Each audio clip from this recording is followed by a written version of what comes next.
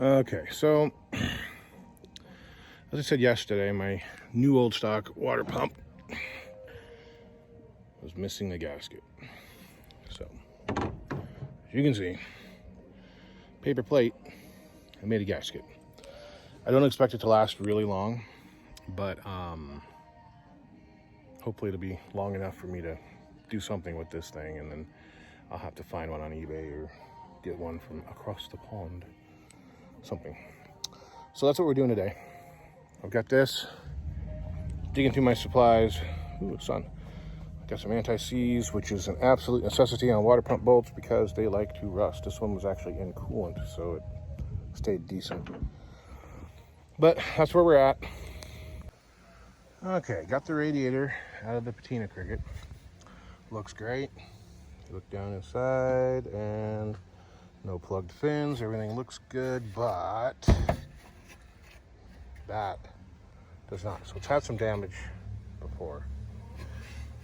See, this lower tank has been pretty well squished, and there has been some brass soldered in on top here. Got a pretty good crease there. So it's had some kind of damage in the past, but it didn't leak, didn't run hot sitting there or putting around town, but I think it'll be okay. You know, regardless. It's the best radiator I've got for one of these. So we're gonna run it. I'm gonna go ahead and get it put in. So here's the fan. I pointed out earlier that it was disintegrating. See this edge here, plastic's just rotten, flaking off. It looks like the fan's made contact with the radiator once or twice. Yeah, look at that. See, this thing is not safe to run. As a matter of fact, if you watch the last video, you might see when I revved it up, I think a chunk of this flew off and hit me in the face. It did not hurt me, but it could have. Yeah, see? So this fan isn't usable. And I'm not sure what the deal was. Some have plastic fans, some have metal fans. I think maybe the early ones were metal. Plastic ones came later, more blades, more efficient, more air moved. My first one had a plastic fan on it, and it fell apart like that until it actually threw a blade. And I had an old Datsun one that I modified with it. But that car and that car both had metal blades on it. So, okay, I'm gonna get the radiator in and fill it up and fire this bad boy back off. I still need to hook up the throttle linkage and the tranny kick down, and I need to warm it up and then fill the tranny back up. Master cylinder I'm going to wait on because I don't have any brake fluid, but I've got a parking brake, so I don't actually need it. Alrighty, we'll keep moving. Okay, this, people, is a dog bone. This is what we call them in the industry here. It's the throttle linkage. And you can see it's starting to crack. It's supposed to be black, by the way, like that one. But it's very dry, very chalky. So look at that. I'm amazed that it survived the removal process, because even though I was very, very gentle, this one did not. One snapped when I tried to install it. The other snapped when I tried to remove it. Now you can see that one was already cracked by all the dirt that's in there. That one was already halfway gone, but yeah. The rest of it snapped on me, but hopefully this one will survive being installed. So we're gonna get this one popped on there, and I gotta find the lower radiator hose, and then we will be on the road.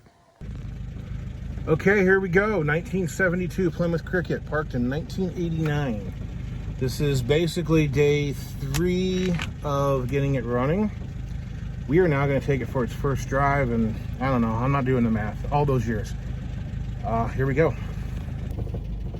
Okay, here we go, people. First drive. Let's see here.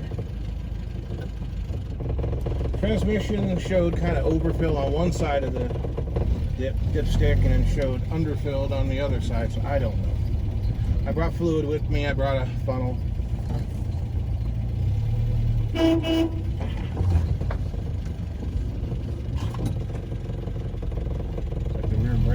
dragging.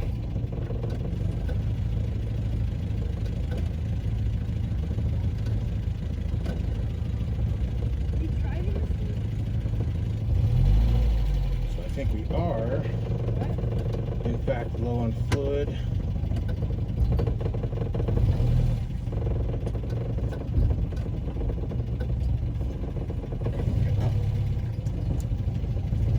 No, maybe not.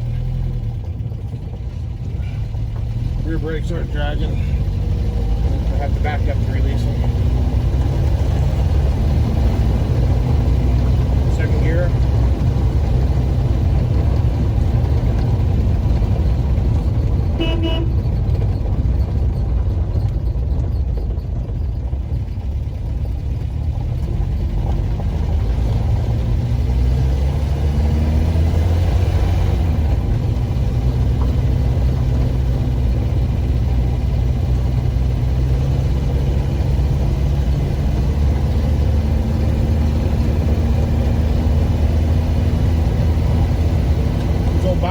Tires are square. You see the way the camera's shaking. I got no gauges, no lights.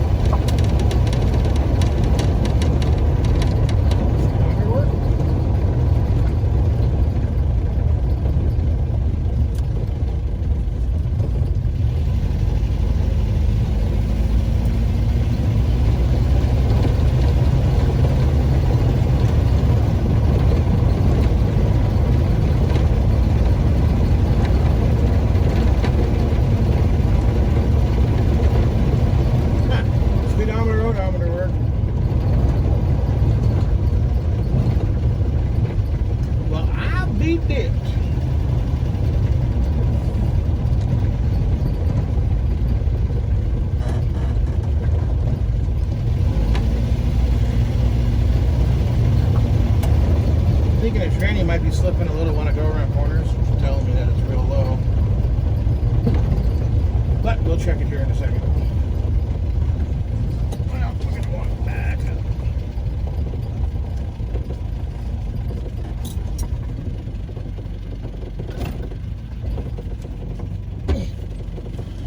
Kind of hard to steer. Oh, that's unusual. Tired rubbing. Tired rubbing hard. That doesn't seem right. Gonna have to check that out. Whoa.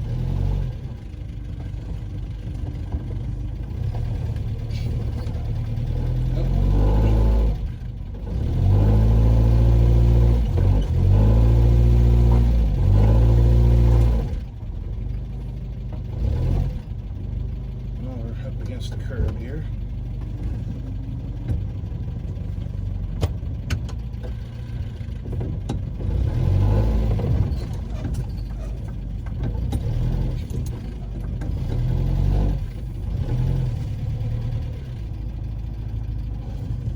Well, people, you just witnessed it. Get this thing back into its spot here.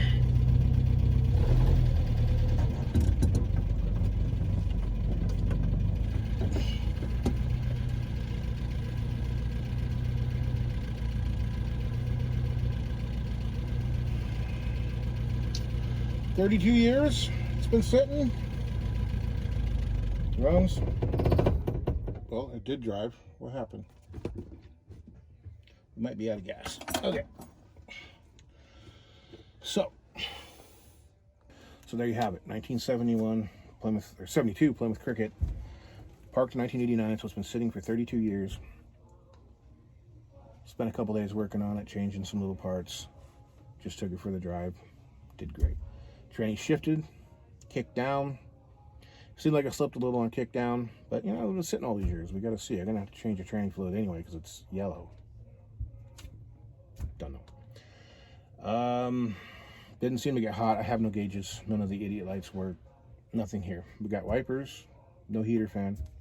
Horn works. Flash to pass works, which is amazing to me because none of the other cars I had a working flash to pass. This is the first one.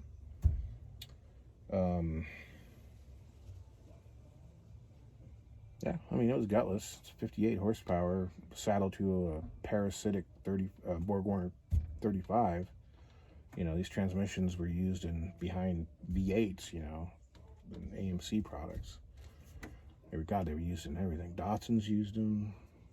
Mitsubishi used them. AMC used them. Gremlins used them. All this stuff used them. So that's cool. This car is going to get pretty close to a nut and bolt restoration. I'm not going back to the Aztec Gold. I've had too many of these cars that were Aztec Gold. Just not a fan of it. I do have a gallon of some yellow paint, some kind of darker yellow paint. It looks a lot like the was it War Dance yellow, I think they call it. I don't remember what the Tigers used. You know, the Hillman Avenger Tiger. It was kind of the sport model. So the early ones were this yellow color with the black stripe. The later ones, the early ones had the 2 square headlights, and I think they had this gauge cluster, or maybe even this dashboard. The later ones had the round gauges. They were red, Firebrand red, I believe. They had, you know, the same black stripes, the same spoiler. The early ones had a dummy hood scoop. I think they were rubber. I don't know. Like a cowl scoop, kind of, but it was just a bulge. It wasn't really a scoop. 2 square headlights. Later ones had 4 headlights. No scoop. Had the blacked out hood. I don't think they had a blacked out trunk, but since I have a color that's pretty close, I'm going to go ahead and make this car look like a Tiger. It's not going to have any of the performance goodies. It's still going to be an automatic, at least until this transmission blows up, and then I'll put that 4-speed in it out of the patina Cricket. But yeah, this is I'm happy I am somewhat impressed. One thing this car will get is I've got a later intake manifold. It was a much better design. And I've got a Weber adapter, and I'm going to have it welded to the end of the intake, and we're going to put a Weber DGAV on this thing, and so that should make it run a lot better, and I think it should help with the, these things have a tendency to lean out and melt the pistons. I honestly believe a lot of that was the early intake design. Those 2 and 3 would run real lean at high speed. I don't know if there's a lot of places in England where you can drive 80 miles an hour constantly, you know, kind of like going across Montana. My dad blew up the other Cricket a couple times, running 65, 70. I blew it up once. I blew up the parts car running once. Although I think it overheated is what blew it up. But kind of like this, I had no gauges. I couldn't tell. So, this is basically where we're at on this guy. I don't know what else I'm going to do to it before I tear it down. I've got other things I need to get started on. I need to get that garage situated. I need to get the Celica in there. I need to get the patina cricket in there and start cutting them up and getting them mated. I need to go back to Washington and get my Courier.